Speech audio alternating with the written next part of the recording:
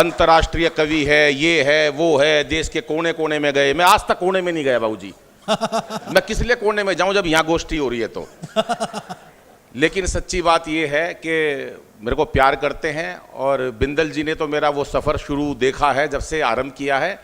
और मुझे वो भी दिन याद है जब इस IPX गोष्ठी का नामकरण भी नहीं हुआ था। तो सर आपको याद है ऊपर हॉल में एक पार्टी आपने की थी, मैं उस पहले दिन से इस गोष्ठी से जुड़ा हुआ हूँ। तो ये गोष्ठी मेरे लिए कोई कवि सम्मेलन नहीं है, मेरा परिवार है। मुझे ऐसा लगता है कि यहाँ आके अच्छा लगता है। और जब आज हम मीडिया पे अनेकों चीज़ें देखते हैं मीडिया में या हम मोबाइल पर, उसके बाद जब मैं ये देखता हूँ कि IPX भवन के चारों तरफ के लोग यहाँ साहित्य का आनंद ले रहे हैं, तो मेरे को कहीं ना कहीं अपना हिंदुस्तान दिखता है साहब। और ये हिंदुस्तान है कि रस खान जी के को गोष्ठी समर्पित की है। 2 लाइनें मैंने कभी दुबई में पढ़ी थी कि जब हिंदू के साथ मुसलमान हंसता है, जब हिंदू के साथ मुसलमान हंसता है, मुझे लगता है कि सारा हिंदुस्तान हंसता है, मुझे लगता है सारा हिंदुस्तान हंसता है। बताई रस खान जी ऐसे थे, उन्होंने बताया कृष्ण भगवान की फोटो दिखाई, वो कृष्ण भगवान थे, उनको फिर जूते पहनाए। उससे पहले जिस बच्चे को वो उठाकर ले गए थे ना घर पे,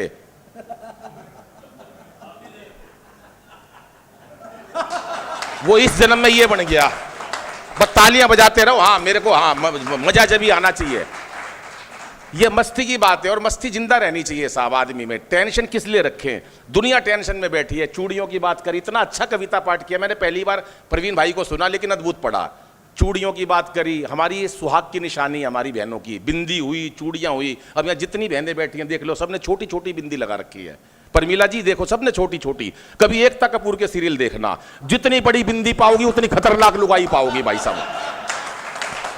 इसकी वॉल्यूम बढ़ सकती है क्या थोड़ी सी? हाँ, ये हिसाब होता है। मैं तो बाबूजी स्कूल में गया, छोटा सा था 7 साल का, मेरे को तो इनकी बात से चूड़ियों से याद आ गया। संजय भाई मैं तो छोटा सा स्कूल में गया, मैंने देखा मैडम ने हिंदी के ऊपर बिंदी लगा दी। मैंने कहा ये क्या है मैडम? बोले ये अनुस्वार है, अनुस्वार। मैंने कहा अनुस्वार क्या होता? बोली बिंदी होती है बेटा ये। मैं घर पे आया बाबूजी, हमारे शादी थी किसी की, तो मैंने देखा मेरी भाभी गेट पे ही मिल गई है। हम 6-7 भाई, तो बड़ी भाभी थी, भाभी ने लगा रखी थी। मेरा ध्यान पड़ा एकदम, मैंने कहा भाभी ये क्या है? बोली तुम्हारे भैया। मसाला भैया तो दुकान गया है, ये कौन आ गया भाई सब यहाँ पर? ये दूसरा भैया कहां से आ गया? चलो बच्चा था, मैंने कहा भाई कैसे भी बेवकूफ बना लो। मैं अंदर गया परमीला जी, तो मेरी बुआ जी आई हुई थी शादी में, बुआ ने टांग रखी। मैंने कहा बुआ जी ये क्या है? तुम्हारे फूफा जी। थोड़ा और अंदर गया, चाची बैठी थी दरी के ऊपर। मैंने कहा चाची ये। बोली तुम्हारे चाचा। मैं यार सारा कुनबा यहीं पड़ा है, आदमी एक भी दिखाई नहीं दे रहा। चलो कोई बात नहीं। सवेरे में टॉयलेट में गया, बाथरूम में, भाई साहब शीशे के ऊपर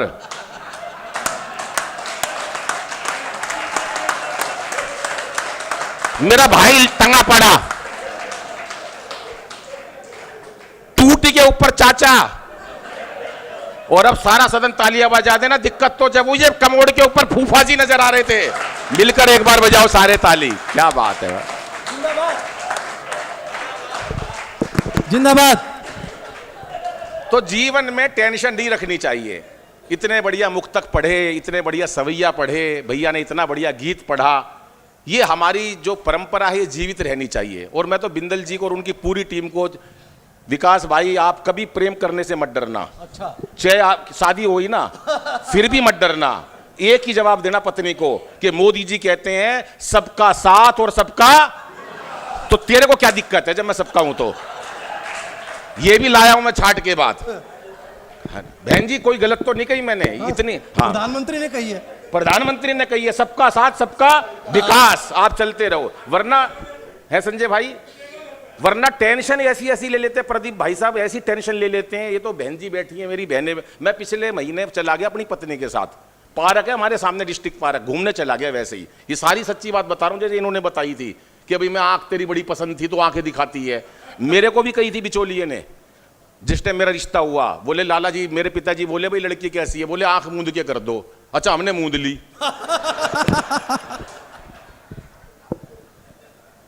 जब खोली तो मैं परसों पिछले महीने पार्क में चला गया भाई साहब, पार्क में गया तो पार्क में घूम रहे थे, हम टहल रहे थे, मैं अपनी पत्नी के साथ घूम रहा था। एक सुंदर महिला ने बहन जी मेरे को नमस्ते कर दी। कोई गुनाह तो नहीं, इतना इंटरनेशनल कवि हो, नमस्ते कर दी तो क्या हो गया? आज 1 महीना हो गया लुगाई को टेंशन लिए हुए मेरी। बता कौन थी, बता कौन थी, मैं क्यों टेंशन ले रही है मेरे को, उसको भी बताना पड़ेगा तू कौन थी। जय हो। बिना बात की टेंशन ले रखी है लोगों ने, खाम खा की टेंशन ले रखी है। टेंशन लेने की जरूरत ही नहीं है सर। जीवन में टेंशन किस लिए लोगे? मस्ती का जीवन है, मस्ती से ही जीना चाहिए। तो 4 पंक्तियां पढ़ता हूं कि हंसना हंसाना आदत है मेरी, अपना बनाना आदत है मेरी, लोग तो मुंह फेर के चल देते हैं, आवाज दे के बुलाना आदत है मेरी, आवाज दे के बुलाना। हम संजय बाबू सगे 11 बहन भाई हैं जी। कब बताई? 5-6 महीने। भाई टोटल बहन भाई बता रहा हूं बाबूजी। अब यही तो टेंशन है लोगों को, भाई बहन मेरे, टेंशन उन्हें हो रही है। दिक्कत तो सारी ये है ना। और पहले भाई साहब ये, अब इन्होंने इतनी बात कह दी तो मैं बता रहा हूं, आपकी बात का उत्तर दे रहा हूं। पहले कंपटीशन नहीं होता था कि इसके घर में मारुति है तो मैं मर्सिडीज लाऊंगा, इसका 300 गज का घर है तो मैं 500 का बनाऊंगा, इसका पैकेज 30 लाख का तो मैं 60 लाख का लगाऊंगा। पहले खुंदक इसी बात की थी, तेरे कितने बालक हैं? वो कहता था 8। अच्छा कोई बात नहीं, 3-4 तो खुंदक में हो जाते थे बाद में। तो इसलिए टेंशन मत लो, एक बार मिलकर तालियां बजाओ। ये परंपरा गोष्ठी का कार्यक्रम है साहब, कोई टेंशन नहीं लेनी है।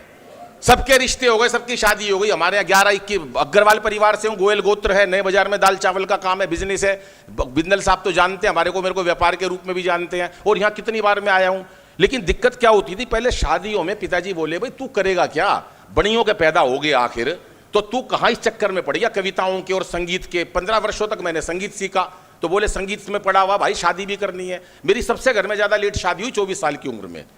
जब शादी से जब पिताजी ने सारे काम कर लिए, रिश्ते वाले आने लगे, पूछने लगे लड़का क्या करता है, बोले जी ढोलक बजा हुआ है। बोले वो तो ठीक है, करे के है।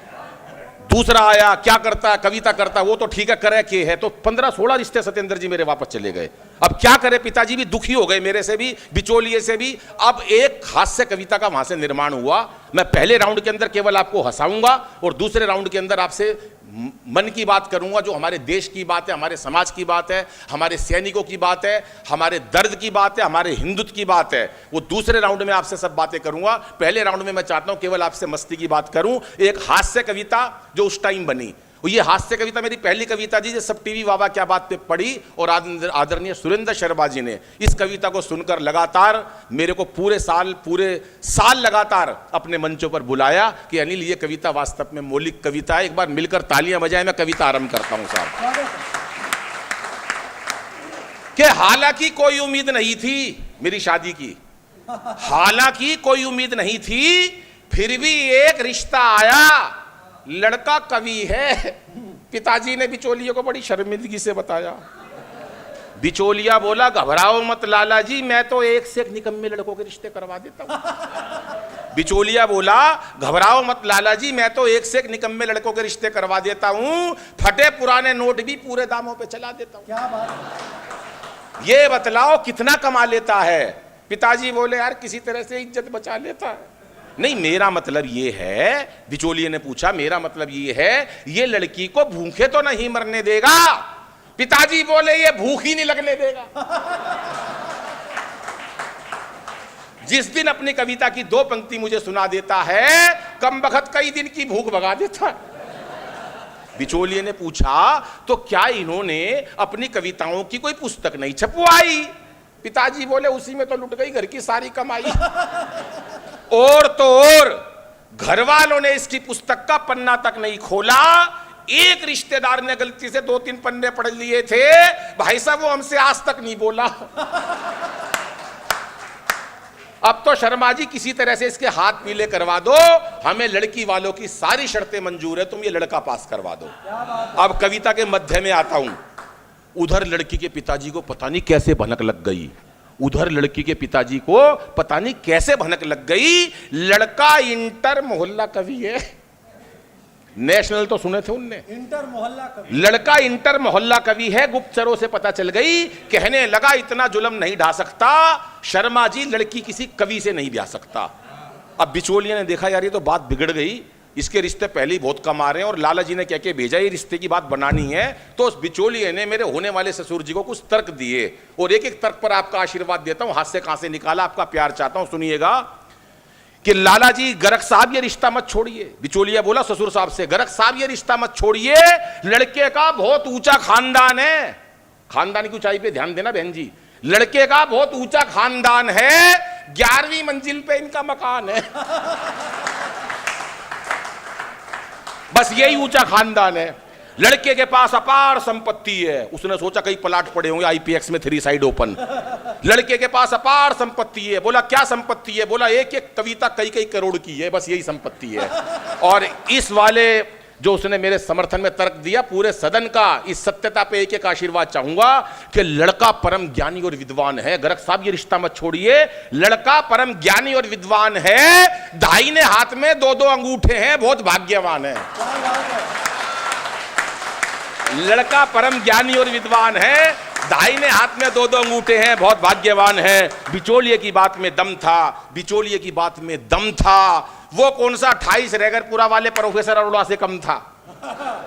शादी के दिन भव्य स्टेज सजा दी गई, वरमाला की बात बता रहा हूं। शादी के दिन भव्य स्टेज सजा दी गई, उस पे 2 कुर्सियां बिछा दी गई। मंच पर खड़ा मैं फूला नहीं समा रहा था, हर एक बाराती में भाई साहब एक श्रोता नजर आ रहा था। कवि बाज नहीं आता भाई साहब। मंच पर खड़ा मैं फूला नहीं समा रहा था, हर बाराती में एक श्रोता नजर आ रहा था। मंच पर माइक की कमी खल रही थी, कविता खुद ब खुद निकल रही थी। वरमाला की चिंता नहीं थी। आखिर किसे कविता सुनाऊं, एक मौके की तलाश थी। तभी याद आया यार फेरों पे छंद सुनाऊंगा। यही एक आखिरी, हमारे अग्रवालों में फेरों पे छंद सुनते और नेक का लिफाफा मिलता लड़के को, फेरों पे छंद सुनाऊंगा, यही आखिरी आस थी। तभी किसी ने आकर एडवांस मेरे हाथ में नेक का लिफाफा थमा दिया। उसे पता नहीं किसने बता दिया कि लड़का कवि है। भाई साहब ये पता नहीं कितनी लंबी कविता सुना देगा, ये लड़की को विदा होने से पहले ही रुला देगा। मेरी मन की मन में रह गई, मैं मन ही मन सोचने लगा, अपने आप को कोसने लगा कि इतना बड़ा कवि, मेरी किसी ने कविता नहीं सुनी 4-5 महीने से। मैं मन ही मन सोचने लगा, अपने आप को कोसने लगा। घर आते ही शादी की पहली रात मैंने अपनी मन की व्यथा अपनी पत्नी को बता दी कि मेरी किसी ने कविता नहीं सुनी। अपने मन की व्यथा मैंने अपनी पत्नी को बता दी और उसने जैसे ही हाँ भरी, मैंने उसे नई नई 30-40 कविताएं सुना दी। अपनी हास्य कविताओं पर बिंदल साहब मैंने उसे कई बार रोते देखा।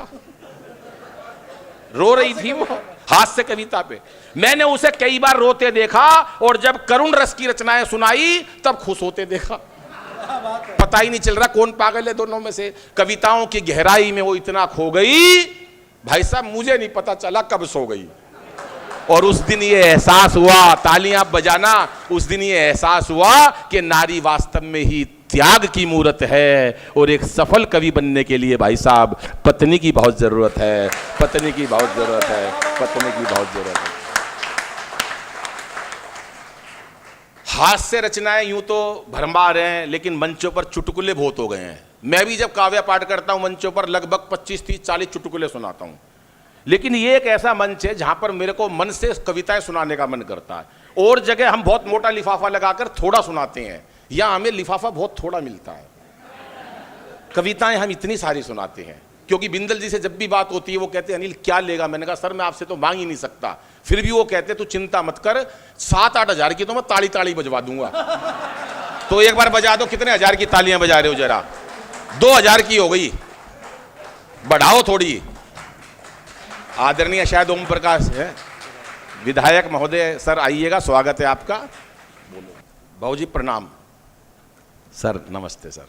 अब बाबूजी आ गए तो एक लपेटे में नेताजी की पैरोडी सुना देता हूँ।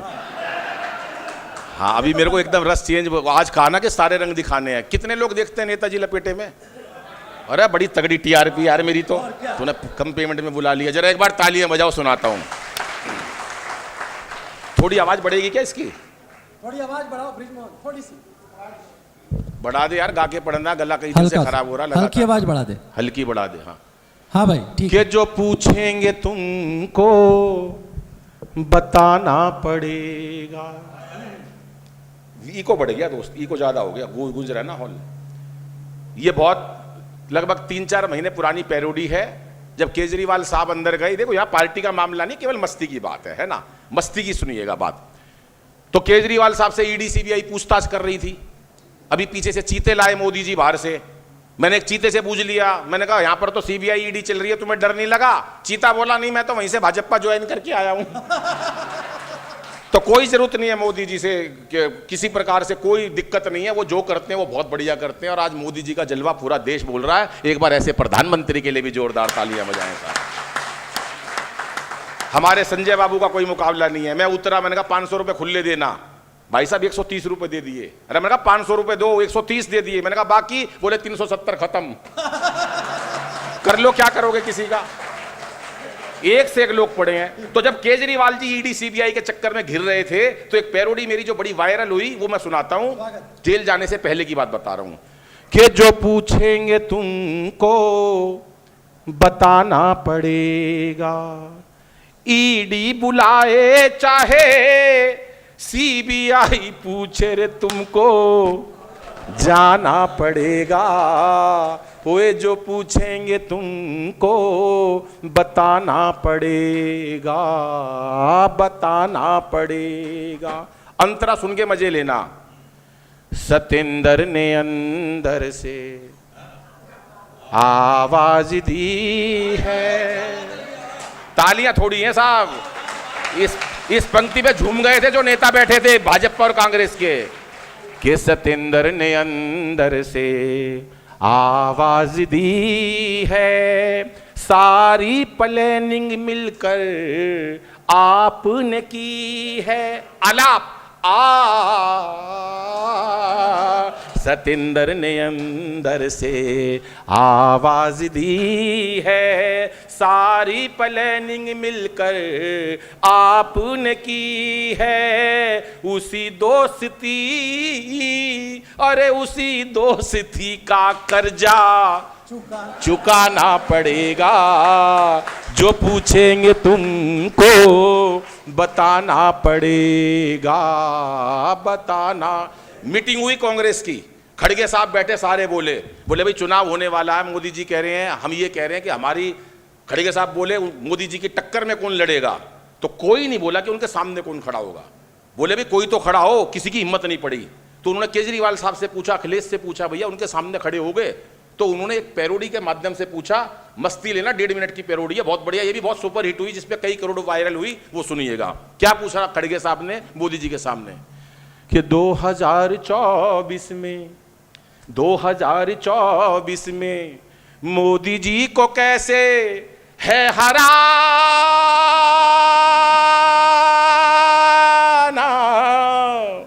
मोदी जी को कैसे है हराना। तो केजरीवाल क्या बोले कि मुझे मत लड़ाना, मुझे मत फसाना, अरे मुझे मत लड़ाना, मुझे मत फसाना। बोले क्यों? तो क्या बोले कि भूला नहीं हूं यारों। केजरीवाल साहब से पूछा क्यों नहीं लड़ रहे? उत्तर सुनो कि भूला नहीं हूं यारों, अब तक काशी तब से रुकी ना मेरी, अब तक खांसी और मेरा ये दर्द है, हाय मेरा ये दर्द है पुराना, लेकिन मुझे मत लड़ाना, मुझे मत फसाना। चले गए अखिलेश जी के पास। अखिलेश जी आप लड़ोगे? अखिलेश जी का क्या हाल करा था, क्या बोले कि मारेंगे मोदी हमें फिर से झटक के, मारेंगे मोदी हमें फिर से पटक के, और भाषणों से ले जाएंगे वोटों को झटक के, कि मोदी का दीवाना। अब तालियां चाहिए साहब, कि मोदी का दीवाना है जमाना, मोदी का दीवाना है जमाना, लेकिन मुझे मत लड़ा, क्या बात है। मुझे मत फसाना। एक राउंड हो गया। मुझे पता है वो बहुत व्यस्त हैं, और जब पूरी दिल्ली की जिम्मेदारी ऐसे हनुमान भक्तों पर हो तो फिर वो अपना पूरा दायित्व निभाते हैं। एक बार सर के लिए जोरदार तालियां बजा दीजिएगा। बहुत अच्छा प्रवीण ने पढ़ा, एक बार प्रवीण के लिए तालियां बजाइए साहब जोरदार। और राजेश भाई जो आज काम कर रहा है, मुझे लगता है इस गोष्ठी का कितनी मेहनत से वो संचालन करते हैं। आज पूरे देश में मेरे छोटे भाई राजेश अग्रवाल का नाम है, एक बार राजेश जी के लिए भी तालियां बजाइए साहब। ये बहुत बड़े कवि हैं दोनों के दोनों, और इनसे ऊंचा अगर कोई कवि है धरती पे,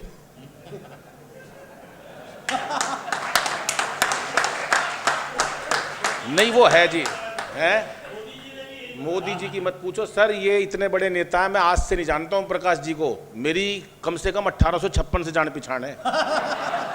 मैं बहन प्रमिला जी झूठ नहीं बोल रहा, पिछले जन्म में मेरे फूफा जी लगते थे ये, जब से मैं जानता हूं। और इतने नेक और जिंदा दिल थे, जब भी देशभक्त थे। तभी तो आज कोई मखौल है क्या दिल्ली जैसे शहर के अंदर इतनी सीटों के अंदर से अपनी सीट निकाल जाना? ये कोई मखौल है क्या? ये जिंदा दिल, राष्ट्रवादी, समर्पण, त्याग, मेहनत, तपस्या का फल है जब कोई नेता बनता है। मैंने त्याग इनका 1856 में ही देख लिया था। अच्छा, हाँ, पर मैं सच बता रहा हूँ कि मैं बहुत छोटी सी घटना से जोड़ता हूँ, क्योंकि मैं चाहता हूँ आपके चेहरों पर, मैं गंभीर ही पढ़ूंगा आगे, लेकिन कुछ चाहता हूँ आपके चेहरों पर भी मुस्कुराहट आए। कनाट प्लेस की बात है बाबू जी, वो एक चीनी बैठा, एक पाकिस्तानी बैठा, एक हमारे ओम प्रकाश जी बैठे। तीनों कॉफी पी रहे थे, मैं बराबर में बैठा हुआ। पाकिस्तानी ने जैसी कॉफी खत्म करी, कप हवा में उछाल दिया, कप के गोली मार के कप तोड़ दिया कि जिस कप के अंदर बैठकर एक बार कॉफी पी लेते हैं दोबारा नहीं पीते। हम पाकिस्तान के लोग हैं, हमारा जलवा ही कुछ और है। चीनी जिस कुर्सी के ऊपर बैठा था, कॉफी खत्म करते ही वो कुर्सी हवा में उछाल दी, कुर्सी तोड़ के मारी, 2 गोली मारी कुर्सी के, तोड़ दी। बोला हम चीनी हैं, जिस कुर्सी के ऊपर बैठकर एक बार कॉफी पी लेते हैं दोबारा नहीं पीते। ओम प्रकाश जी, पूरे देश की इज्जत का सवाल है, ताली ऐसी बजा देना जो आधे घंटे से पहले उठे नहीं यहां से। जैसे ही कॉफी खत्म करी, पहली गोली मारी पाकिस्तानी के ठा, दूसरी मारी चीनी के ठा। बोले जिसके साथ एक बार कॉफी पी लेते हैं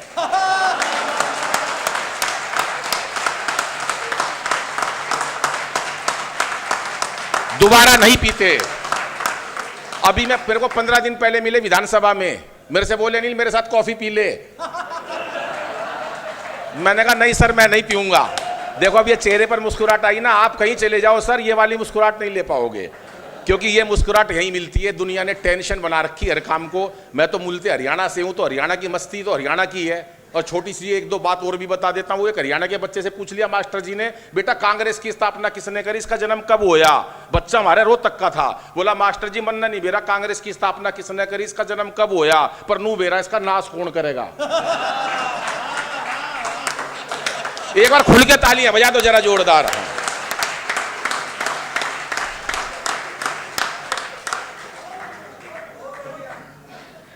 आज हास्य का मेरा विषय जो था वो मैंने पहले राउंड में आपको आधे घंटे हंसाया, और अभी 1-1.5 घंटा और भी मैं चाहता हूं कि आपके चेहरों पर मुस्कुराहट आए। लेकिन जो आज का विषय है, क्योंकि मेरे को ऐसे श्रोता नहीं मिलते, मंच पर हास्य की डिमांड करते हैं तो 1-1 घंटा हास्य ही रहता है।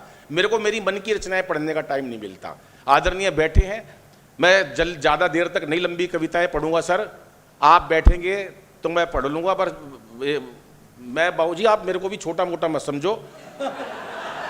मैं सच बता रहा हूं, मेरे पास बहन जी मोदी जी का फोन आता 12:30 बजे।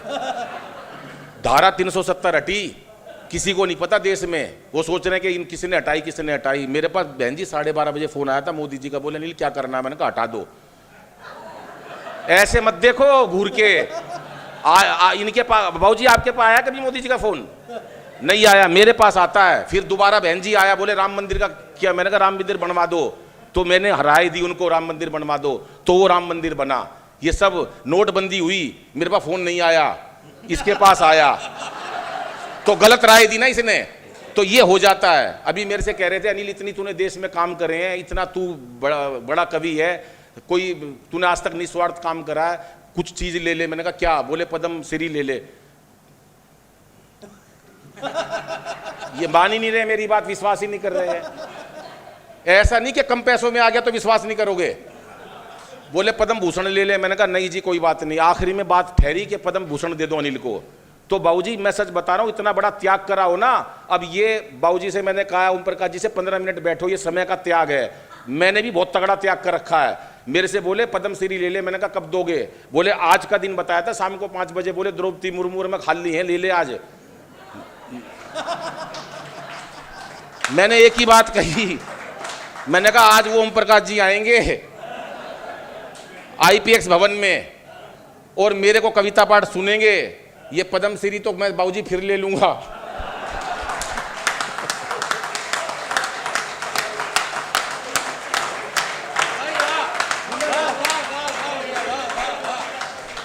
चेहरे पर हंसी और दिल में खुशी होती है। चेहरे पर हंसी, जिंदगी का फलसफा बताता हूं। बन जाओ बहुत बड़े नेता, कोई फर्क नहीं पड़ता। बहुत बड़े आप अंबानी भी बन जाओ तो कोई फर्क नहीं पड़ता, क्योंकि ये 60-70 साल की जिंदगी का खेल है। कोरोना में हमने सब कुछ देख लिया। कोई 80 जी जाएगा, कोई 70 जी जाएगा, कोई 60 जी जाएगा। खेल ये इतना ही से सफर है। इस सफर का फलसफा बताता हूं मैं तो अग्रवाल हूं, बढ़िया हूं, बहुत व्यापार किया नए बाजार में, खूब पैसा सब कुछ देखा, शोहरत भी बहुत मिली है। लेकिन जिंदगी का फलसफा अंबानी बनना नहीं है, तेंदुलकर बनना नहीं है। शोहरतें मिल जाएंगी तो क्या हो गए। मन में 4 पंक्तियां बताता हूं क्या है जीवन, कि चेहरे पर हंसी और दिल में खुशी होती है। बन जाओ आप कुछ। अगर सारे दिन कुंठित हो, ईर्ष्या में घिरे हुए हो तो सारा जीवन बर्बाद है। मैं तो अपने व्यापारियों से भी कहता हूं कि सारे दिन में बेच दिया आपने 10 मोटर दाल की, नीचे बैलेंस शीट निकाल दी, शाम को आज 5 लाख रुपया कमाया है। कभी शाम तक ये हिसाब बनाया करो, कभी ये भी रोकड़ मिलाया करो मैं सारा दिन में हंसा कितना हूं। क्या बात है। हम लोगों ने हंसी बंद कर दी, एंजॉय बंद कर दिया, तो डॉक्टरों ने एंजियोग्राफी शुरू कर दी। एक बार जोरदार ठाका लगा दो सत्येंद्र भाई, 88,000 नाड़ी खुल जाती हैं। कितनी? मन ने नहीं कही, रामदेव ने कही है। एक बार जोरदार ठाका लगा दो, 88,000 नाड़ी खुल जाती हैं। ये बोला मेरी भी खुल गई। मैं तेरे अंदर टोटली 2,000 नाड़ी हैं। 88,000 कहां से खुल जाएंगी? एक बार मैंने मंच से बात कह दी, एक बार जोरदार ठाका लगा दो, 88,000 नाड़ी खुल जाती है। पब्लिक में से एक आदमी खड़ा हो गया, बोला मेरा तो नाड़ा खुल गया। मैंने कहा ये नाड़ा क्या होता है? बोला नाड़ी का हस्बैंड। मैंने कहा कैसे? बोला इस पे ई की मात्रा नहीं होती है। बजाओ मिलकर एक बार ताली साहब। और जिंदगी का फलसफा बताता हूं। जिंदगी का फलसफा क्या है कि चेहरे पर हंसी और दिल में खुशी होती है। चेहरे पर हंसी और दिल में खुशी होती है। सही मायनों में यही जिंदगी होती है। क्या बात है। हम जो भी कर्म करते हैं खुशी के लिए करते हैं। पैसा कमाना, बच्चों की अच्छी शादी हो गई, बड़ा मकान ले लिया, कार ले ली, दुकान ले ली, मकान ले लिया, सब कुछ हो गया केवल खुशी के लिए। प्रभु का नाम भी शांति के लिए लेते हैं। तो चेहरे पर हंसी और दिल में खुशी होती है। सही मायनों में यही जिंदगी होती है। और हंसना किसी इबादत से कम नहीं। किसी और को हंसा दो तो बंदगी होती है, किसी और को हंसा दो तो बंदगी होती है। जिंदाबाद। आइए मैं विषय पर आता हूं। थोड़ी थोड़ी रचनाएं जो मेरे मन की हैं आपके सामने पढ़ के सुनाता हूं। 4 पंक्तियां गौ माता के लिए।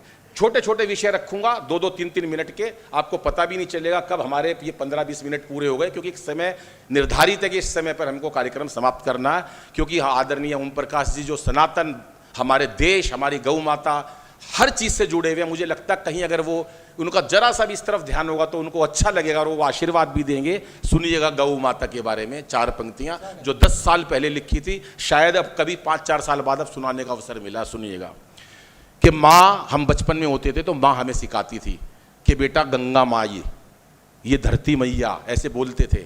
ये दुर्गा माँ, जन्म देने वाली माँ, और गौ माँ, ऐसे बोलते थे। तो हमें लगा कि हमारी कुछ माएँ होती हैं। हमने हिंदू धर्म में कितनी माएँ बना रखी हैं। हमारे देखो वात्सल्य, हमारी ममता कितनी ऊंची है। तब जब गौ माता की ऐसी हालत देखी, तब 4 पंक्तियां ये कवि कहता है। सुनिएगा साहब कि एक गंगा है माँ सबकी, माँ धरती माँ भवानी है। एक गंगा है माँ सबकी, माँ धरती माँ भवानी है। एक माता जन्म देती, मिली ये जिंदगानी है। एक गौ माँ को हम भूले भूलिए हो रही हमसे, नहीं एहसास ये हमको, उसकी आंखों में पानी है। नहीं एहसास ये हमको, उसकी आंखों में पानी है। नहीं सुनता कोई पीड़ा, वो मैया रो रही देखो। जुल्म के बोझ को यारों, वो कब से ढो रही देखो। हमें एहसास कब होगा, पाप जो हो रहा हमसे, मिटा के भूख हम सब की, वो भूखी सो रही देखो। मिटाकर भूख हम सब की। ये कविता एक ऐसा माध्यम होता है, वो जो बातें हम सब जानते हैं, उन बातों को किस प्रकार से कवि पिरोता है अपनी भाषा में, अपने छंदों में, मां सरस्वती की कृपा से। क्योंकि कविता करना खेल नहीं है। पूछो इन फनकारों से, ये लोहे को काट रहे हैं कागज की तलवारों से। क्या बात है। और अभी भैया ने एक बहुत अच्छा गीत पढ़ा, क्या जीवन में बचा है। कई बार जीवन में हानि लाभ नफा नुकसान होता है, व्यापार में भी होता है। तो एक शायर ने 4 पंक्तियां बहुत अच्छी कही, मैं नाम भूल रहा हूं उनका, कि जल गया घर तो बचा ही क्या है, जल गया घर तो बचा ही क्या है, अरे बच गया मैं तो फिर जला ही क्या है। जल गया घर तो बचा ही क्या है, और बच गया मैं तो फिर जला ही क्या है। इस मेहनत से बनती है तकदीरें यारो, वरना हाथों की लकीरों में रखा ही क्या है हाथों। इसलिए जीवन में कभी कोई टेंशन मत लेना, किसी परेशानी में मत आना साहब। लेकिन अभी जो नारी के साथ हो रहा है, आपने देखा होगा क्या जुल्म हो रहे हैं, क्या कुरीतियां चल रही हैं, और गर्भ में मार देते हैं बेटियों को। तब 4 पंक्तियां कहूंगा, और आपको अच्छी लगे इस मंच पर मैं ये पंक्तियां जरूर कहता हूं, चाहे मैं कितना भी हास्य कर लूं। केवल 10 मिनट आपके बीच रहूंगा, और मैं चाहता हूं कि आप भरपूर प्यार इन छंदों पर, हास्य पे जितना दिया उतना ही प्यार भी। सर बहुत ज़्यादा इमरजेंसी तो नहीं ना, कोई ऐसा तो नहीं है? अच्छा ठीक है जी, मेरे पास भी मोदी का फ़ोन आ ही रहा है। हाँ जी, नहीं बैठे हैं वो, कह रहे हैं मैं बैठूंगा सुनूंगा, जा ही नहीं रहे वो। हाँ नहीं मैं बता दूं अगर जाएंगे तो। एक बार बजाओ सर के लिए ताली। देखो होता क्या है, हाथ से निकलता है प्यार से, मोहब्बत से। अगर दिल साफ हो तो सामने वाला बड़ी अच्छी तरह उस बात को लेता है, क्योंकि आपका मन साफ होना चाहिए, कहने वाले का जज्बा अच्छा होना चाहिए। वरना हाथ से निकालने के लिए केवल बच्चा बनना पड़ता है, और सामने वाले को भी बच्चा बनना पड़ता है। वीआईपी होना नहीं पड़ता, हाथ से इन्हीं बातों से निकलता है। कभी गंभीर बातों से। दिक्कत यह है हमारे जीवन में कि हम गंभीर बातों को तो हंसी में उड़ा देते हैं, और हंसी की बातों को गंभीरता से ले लेते हैं। जिस दिन हमें यह एहसास हो गया कि कौन सी बात को कहां लिया जाता है, तो दोस्तों जो नारी के लिए 4 पंक्तियां कहना चाहता हूं कि आज हमारी बेटियों को गर्भ में मार देते तो मेरा मन बड़ा पीड़ित हुआ। कभी पर्दा प्रथा चलती थी, राम मोहन राय आए उन्होंने बंद कर दी। उससे पहले सती प्रथा चलती थी, नारियों पे अत्याचार था कि जलना पड़ेगा, कितनी बुरी कुरीति थी वो। फिर दहेज की कुरीति आज भी चल रही है। लेकिन ये जो बेटियों को गर्भ में मारने लगे, ये तो घोर पाप था। तब 4 पंक्तियां मैंने कही कि इसे बेटा बना पालो तो ये इतिहास छू लेगी, इसे बेटा बना पालो तो ये इतिहास छू लेगी। करो विश्वास बेटी पर तो ये विश्वास छू लेगी। कभी जीवन में बेटी को नजरअंदाज मत करना, जरा से पंख खोलोगे तो ये आकाश छू लेगी, जरा से पंख खोलोगे तो ये आकाश छू लेगी। सवैयों की बात हुई, और ये ऐसी रचना है जो शायद मैंने आज तक कभी पढ़ी नहीं। मैं हॉस्पिटल में था गंगाराम में दाखिल, ओम प्रकाश जी ये आपके मन की रचना पढ़ता हूं। बहुत सारे लोगों को ये समझ में आए नहीं आए, लेकिन आनंद बहुत आएगा। कितने लोग हैं जो जाते हैं जानते कि संगीत में 7 स्वर होते हैं, सा रे गा मा पा धा नी सा।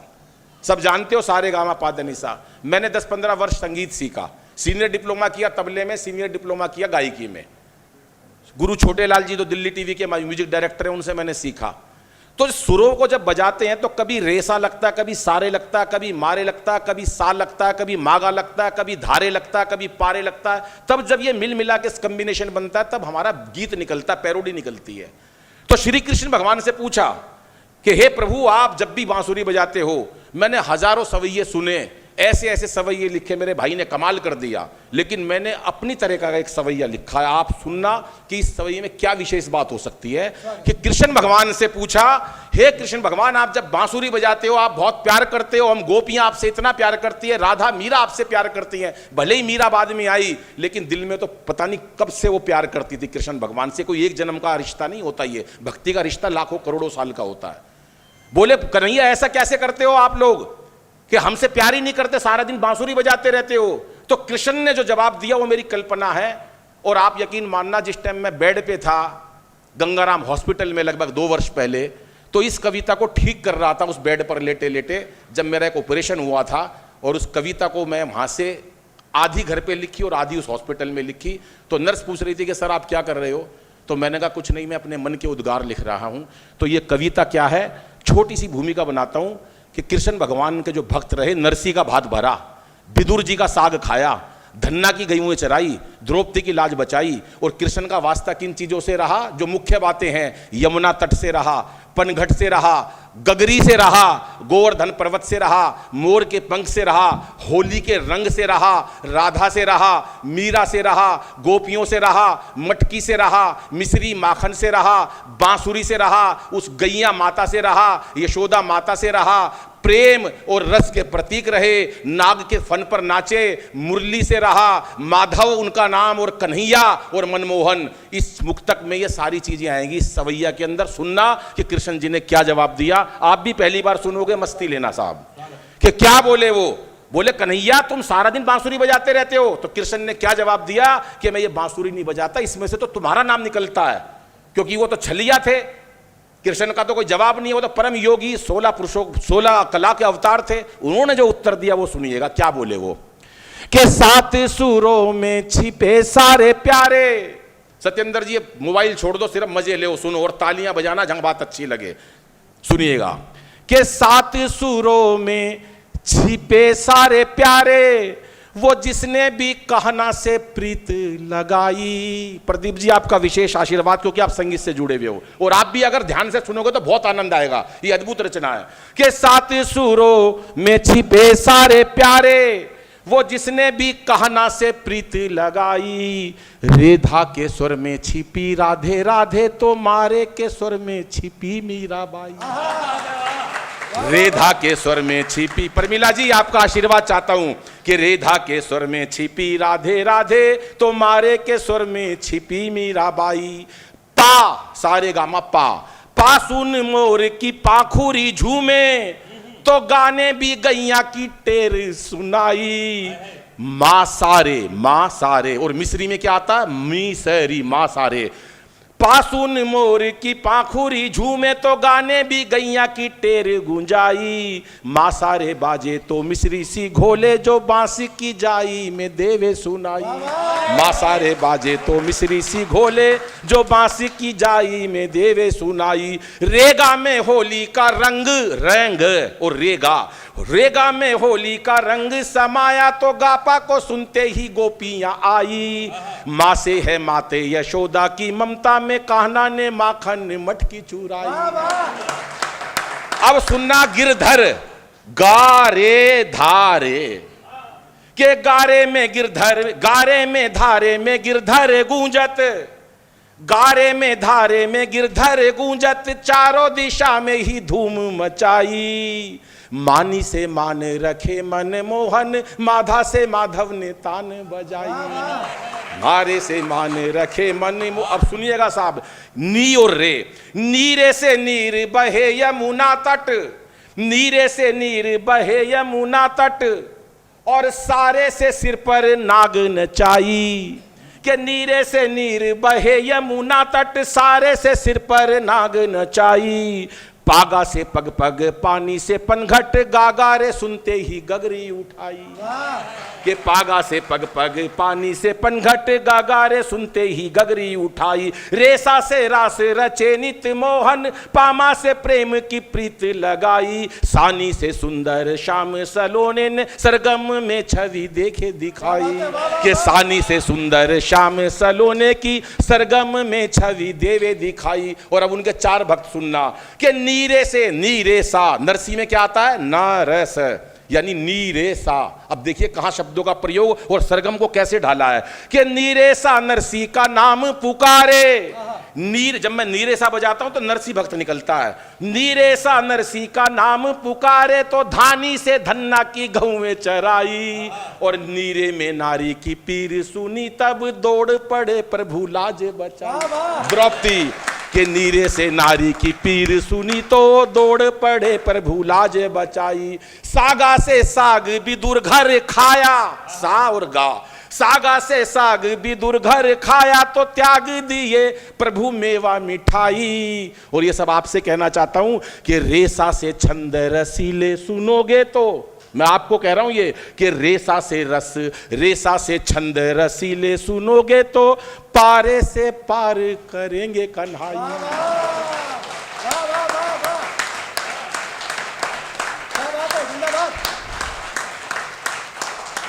ये एक प्रयोग था मेरा कि बहुत सारे मुक्तक और छंद बने।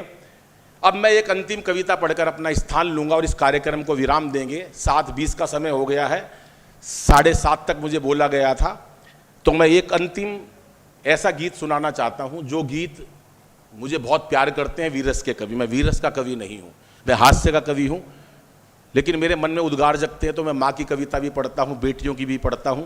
लेकिन मैं ये अंतिम इसका, क्योंकि 15 अगस्त का दिन गया है, आज जो हम खुशियां मना रहे हैं अपने सैनिकों की वजह से मना रहे हैं, और हमारे मोदी जी हो या चाहे राजनाथ सिंह जी हो, तमाम ऐसे लोग जो हमारे सैनिकों को प्यार करने लगे, उनका सम्मान बढ़ा, तमाम उन्होंने ऐसे कार्य किए जो हमारा उनका हौसला बढ़ा। एक बात कहना चाहता हूं, बस केवल 6-7 मिनट, 9 पंक्ति की कविता है और 2-1-2 मिनट भूमिका में लूंगा कि हम लोग, व्यापारी लोग जब अपनी मांगे मानते हैं तो धरना कर देते हैं, प्रदर्शन कर देते हैं कि गवर्नमेंट हमारी मांगे मानो। हमारे साथ ये बात हो रही है, और यहां तक कि किसान भी प्रदर्शन धरना करने लगे कि हमारी मांगे मानो। हमने तमाम डॉक्टर्स को देखा भी वो धरना प्रदर्शन करने लगे। लेकिन एक बात का उत्तर देना, कभी आपने किसी सैनिक को या सेना को हमारे देश में प्रदर्शन धरना करते हुए देखा है क्या? क्या उनकी कोई मांगे नहीं हो सकती, उनके मन में कोई पीड़ा नहीं हो सकती? लेकिन वो इसलिए अपनी बातों को नहीं कहीं भी जायज बताते, अपनी मांगों को लोगों के सामने नहीं कहते कि अगर हम ही धरना प्रदर्शन करेंगे तो इस देश को कौन बचाएगा। क्या बात है। ऐसे सैनिकों का सैल्यूट करना चाहिए। और मैं आदरणीय बिंदल जी हों, चाहे संजय भाई हों, विकास जी हों, योगेंद्र जी हों, प्रदीप जी हों, और हमारे इतने सम्मानीय हमारे विधायक महोदय जिनको मैं शुरू से ही जानता हूं, और मैं उनकी तारीफें भी लगातार, क्योंकि मेरा घर विजेंद्र गुप्ता जी के नीचे वाला है जी, जहां विजेंद्र गुप्ता जी रहते हैं उनके नीचे वाला फ्लैट मेरा है। लगातार जब चर्चा होती है तो बहुत आपकी तारीफ सुनता हूं मैं, और मैं ये भी जानता हूं कितने जिंदा दिल हैं आप और कितना सनातन के लिए कार्य करते हैं।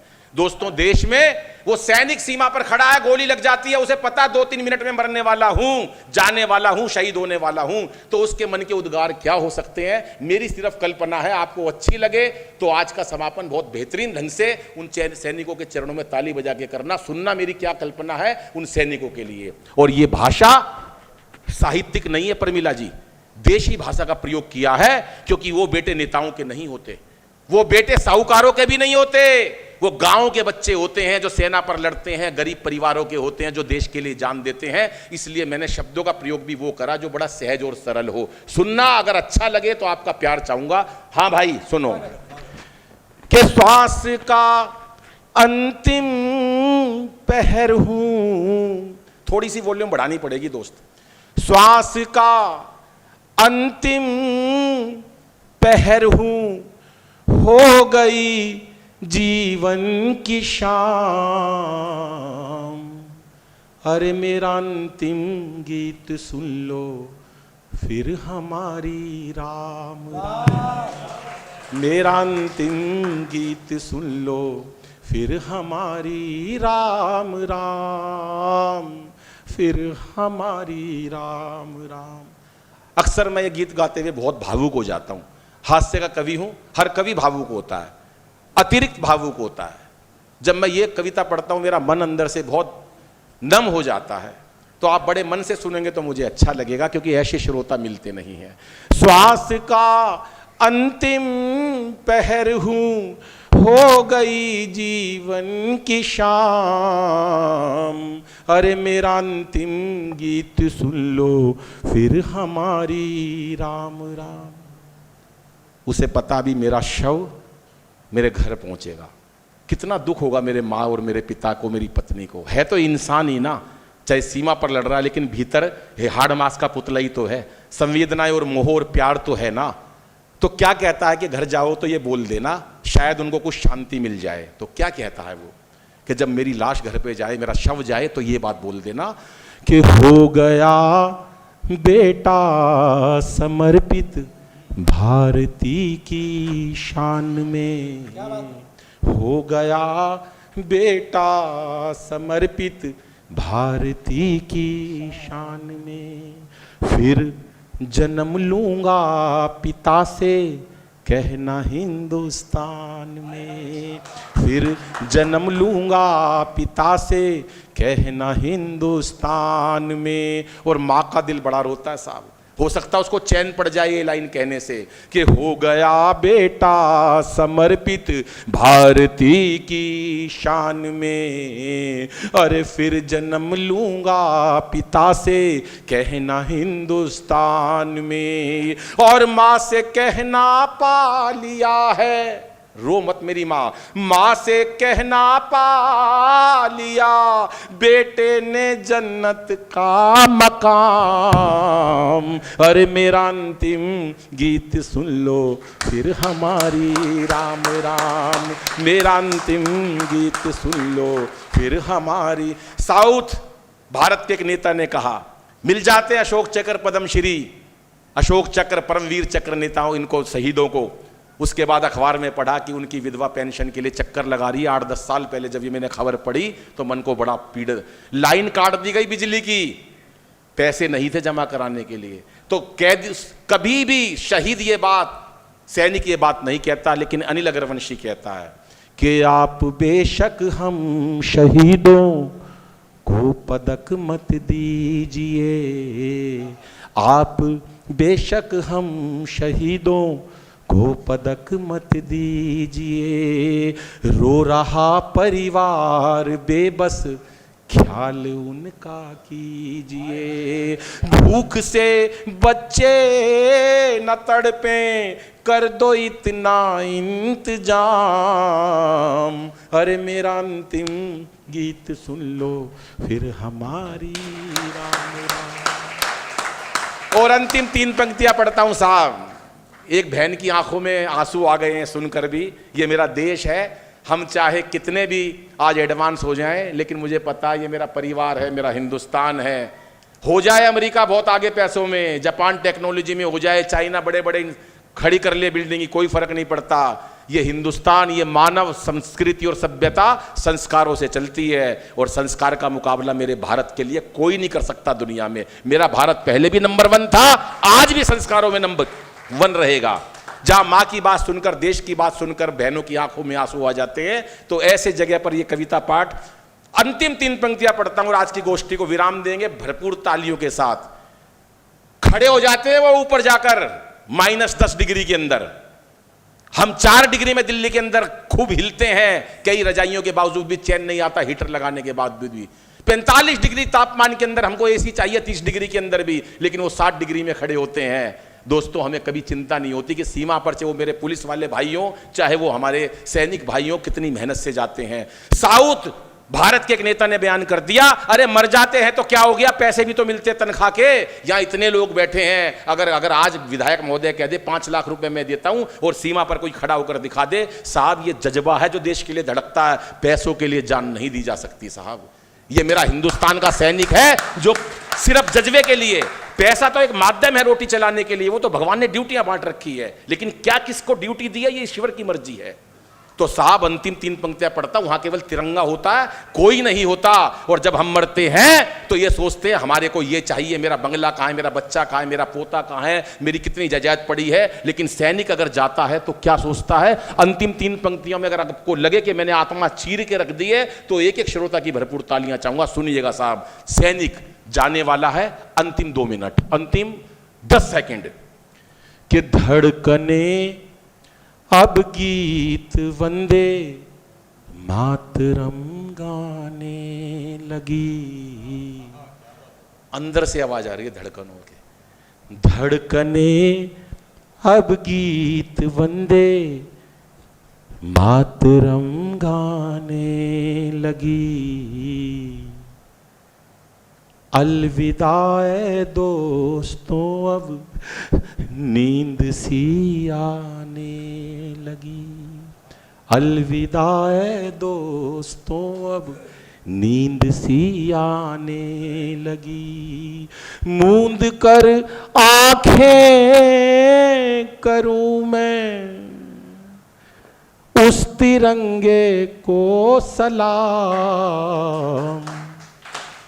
मेरा अंतिम गीत सुन लो फिर हमारी राम राम। श्वास का अंतिम पहर हो गई जीवन की शाम। अरे मेरा अंतिम गीत सुन लो फिर हमारी राम राम। फिर